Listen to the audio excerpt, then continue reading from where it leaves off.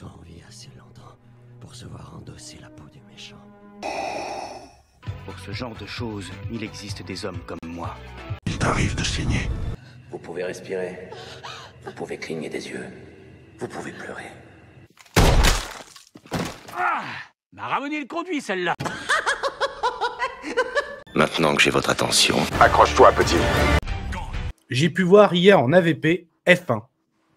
Donc en tête d'affiche, je pense qu'il y en a un. Est-ce que j'ai vraiment besoin de le présenter? Brad Pitt, même Brad Pitt au niveau pop culture, il a tout fait. Il a fait du polar avec Seven. J'ai envie de dire Fight Club reste un classique. Il a fait dans le film de guerre Inglourious Basterds, Fury, Les Oceans, donc Eleven, 12. Brad Pitt, déjà un grand nom. Et là, du coup, ce film F1, donc pas inspiré de faits réels, mais inspiré vraiment du milieu de la F1, de la Formule 1. Donc, réalisateur, c'est le même réalisateur que Top Gun Maverick. À la musique, Hans Zimmer. Et sinon, pour lui donner la réplique, donc Damson Idris, que vous voyez à côté de lui, où il y a encore aussi Kerry Codon qui joue notamment dans l'écurie. Voilà. Il y a même des caméos comme Lewis Hamilton. Voilà, donc on est vraiment dans ce milieu. Que dire. Donc, il y avait pas celui-là aussi, comment il s'appelle celui-là qui joue dans Dune, là. Javier Bardem. Ouais, voilà, Javier Bardem. Voilà. Ouais, exactement. Qui a beaucoup maigri d'ailleurs pour ce film. Ouais. Je trouve, il a fondu. Donc, tu le vois. Du coup, F1, donc Brad Pitt joue le rôle de Sonny, donc qui n'est pas vraiment un pilote à la retraite, mais quand il avait 20 ans, c'était un jeune pilote très prometteur. Donc, ils font des références. Il dit que, en gros, il était prêt à.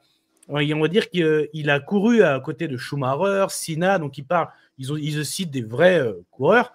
Et malheureusement, à 20 ans, il a eu un accident tragique. Même déjà, ça fait penser un petit peu à le vrai accident d'Ayrton Senna. Donc, il a eu un grave accident, ce qui lui a fait, il a dû s'éloigner du milieu de la Formule 1. Et en fait, il a continué à courir, mais dans d'autres courses, notamment, il a fait les 24 heures du Mans, il fait tout type de courses. Et en gros, justement, celui que tu as cité, Mike, Javier Bardem joue le rôle de Ruben. Ruben était aussi un pilote et en fait maintenant il a monté un business, il a monté une écurie avec notamment le rôle de Joshua, donc joué par Damson Idris, que vous voyez à la gauche, à la droite de Brad Pitt, mais à notre gauche au niveau de l'écran. Et en fait, il a un problème parce que monter une écurie, c'est beaucoup de pognon. Et là, en fait, il s'arrive à la mi-saison, il y a 0 victoire. 0 victoire. Et dans le contrat, c'était marqué que s'il y a 0 victoire, même pas un grand prix, on va dire, le comité peut faire ce qu'ils veulent de l'écurie, aussi bien vendre. Donc, ils menacent forcément de vendre. Et donc, notre Ruben, je fais appel à Sonny, donc qui joué par Brad Pitt, voilà, revient dans le milieu de la F1. Il nous faut au moins une victoire. Et donc, on va suivre cette aventure. Il y a tout dans ces types de films. Je parle vraiment véhicules, tout ça, sport mécanique. Vous allez avoir à la fois de la rivalité entre l'ancien et le jeune, qui peut rappeler beaucoup aussi. On sait que même dans les grandes écuries, par exemple, que Alain Prost et Senna étaient concurrents aussi. Donc, il y a à la fois aussi, justement, comment s'entraîne l'ancien pour les réflexes, comment s'entraîne le nouveau. Tu es en immersion aussi bien dans les Formule 1, dans les scènes de course, dans le monde de la Formule 1, donc dans le garage, tout ça, dans les briefings, le travail d'équipe, c'est vraiment très bon. Il y a de tout, il y a même du drama, il y a des accidents dramatiques, une histoire, on apprend Sonny, son accident et tout. Il y a même une romance, donc avec des gens, voilà. En fait, il y a tout ce que tu connais dans ces films, tout y est. C'est bien assemblé. Mais quand tu assembles tout ça, c'est peut-être, ça fait un film de plus de 2h30. Donc, il y a ça aussi. Donc, les stratégies aussi, on voit que vraiment ceux qui ont fait ce film connaissent bien le milieu de la Formule 1. Donc, ils ont fait comment par rapport à la réglementation. Donc, comment faire tout ça pour remonter, pour faire gagner, tout ça. Donc, c'est vraiment passionnant. On sent que c'est bien écrit, bien monté. Mais après, ça fait vraiment un très gros package. 2h30 quand même, plus de 2h30, presque 2h40, je crois. ça fait quelque chose. Mais vu que c'est bien fait, mais tu es vraiment complètement embarqué. Moi qui avais adoré Gran Turismo ces dernières années, là, avec F1, tu as vraiment de la qualité. Donc, est-ce que toi, ce film faisait partie de ton programme? Est-ce qu'il t'intéresse, Mike, le milieu de la Formule 1 aussi? Est-ce que ça te fait peur? Parce que c'est pas un milieu qui m'intéresse. Donc là, en film, ton avis? Écoute, moi, j'ai vu la bande-annonce au ciné quand on est allé voir Mission Impossible. Après, généralement, la F1, je la mets pour m'endormir. Donc, On a tous ce cliché de notre papa qui était le dimanche complètement endormi devant la F1. C'est ça. Donc, c'est vrai que quand tu me dis, bon, réalisateur de Top Gun, Hans Zimmer à la musique, déjà, ça fait un bon combo. Je suis curieux. Je pense que je me mettrai à ma liste des films à aller voir. Après, même le casting est bien, donc bon. Ouais, après, vraiment, n'allez pas, par exemple, à la séance de 22h, parce que selon si c'est la semaine en plus ou si vous avez une grosse semaine, la séance de 22h, on sait dans tous les cinés, hein, ça te dit 22h, mais il y a au moins 10 minutes de pub. Donc, si ça commence à 22h10, 22h15 et que tu te tapes un 2h30, des fois, avec la fatigue, vous pouvez perdre. Moi, mon seul regret, parce que j'étais une AVP, mais si j'avais pu le voir en 4DX, je pense que c'est pas mal déjà. Moi, je l'ai vu en Ice, donc dans un CGR. Et c'est la première fois que ça m'a fait ça en Ice, parce qu'en Ice, ça a bien les écrans sur les côtés, le son très bon.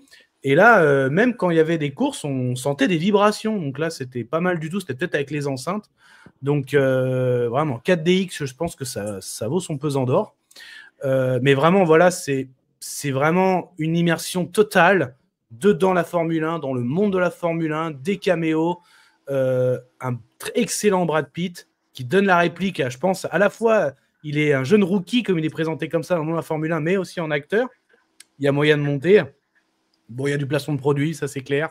Il y a vraiment de tout, hein, entre comment faire la meilleure voiture, le fait de la réglementation, se faire le business, l'argent au milieu de tout ça, les enjeux, la rivalité, que ce soit dans l'écurie ou que ce soit avec d'autres équipes, la réglementation qui a ses failles, et Sony, avec son expérience, va jouer avec ses failles.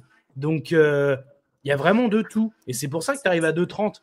En fait, je pense que tu sens vraiment que les mecs ils se sont mis autour d'une table et ils ont vraiment tout. Ouais, faut mettre ça, faut mettre ça, faut mettre ça. Et ils n'ont pas juste, on a qu'à la caler dans une scène comme ça, une scène comme non, c'est vraiment bien goupillé. Voilà, il y a même une scène où à un moment, comme ils se crêpent le chignon, qu'à un moment ils vont régler ça, limite ils font un petit poker avec la directrice, va dire du garage, tout ça pour. Et il y a quelque chose, il y a un lien qui se crée, c'est vraiment pas mal du tout. Dragon, j'ai déjà vu l'original, pas la peine d'aller voir le remake, mêmes histoires. Ah, on va en parler dans quelques minutes. On va voir justement le pari de l'animation au live action. Est-ce que c'est un pari réussi? Est-ce que ça vaut vraiment le coup? On va en parler tout à l'heure, Œil de Sauron. Je pense que ça va s'enchaîner très vite, hein, parce que voilà. Donc, il est disponible à partir de demain. Il y avait encore des AVP ce soir dans beaucoup de cinémas, CGR, Pathé, Cinéville. Mais là, sa sortie officielle est demain. Donc, même si vous connaissez un en Formule 1, foncez. Moi, par exemple, aussi dernièrement, sur Netflix, j'avais adoré la série sur Ayrton Senna, qui s'appelle Senna, tout simplement. Là, franchement, foncez sans faire de vilain jeu de mots. Voilà ma recommandation. Je vous souhaite une agréable soirée. Désolé pour le bordel. Au revoir.